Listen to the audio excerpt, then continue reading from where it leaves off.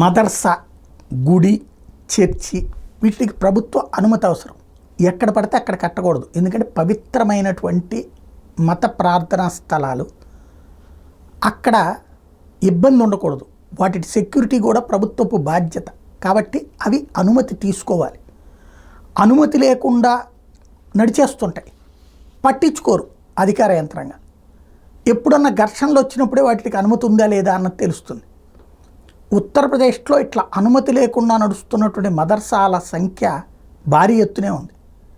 ఈ మధ్యకాలంలో ఏదైతే ఒక మదర్సాలో డబ్బు దొరకటం, దొంగ నోట్లు తయారు చేసే యంత్రాలు దొరకడం, అలాగే అనేక మందిని మిస్యూజ్ చేస్తున్నారు, వాళ్ళని బ్రెయిన్ వాష్ చేస్తున్నారని తేలడం, వీటన్నిటి మధ్యన ఒక కేసు నమోదు చేయడంతో పాటుగా దేశద్రోహ కార్యకలాపాలకి విదేశాలను నిధులు వస్తున్నాయని తెలిసిన నేపథ్యంలో కేసు పెట్టడం ఒక ఎత్తు అయితే, ఇప్పుడు అదే ఉత్తరప్రదేశ్ వ్యాప్తంగా ఎన్ని ఇట్లాగ మదర్సాలు అనుమతి లేనివి అన్నది ఆరా తీస్తే టోటల్గా 513 అని తేలింది.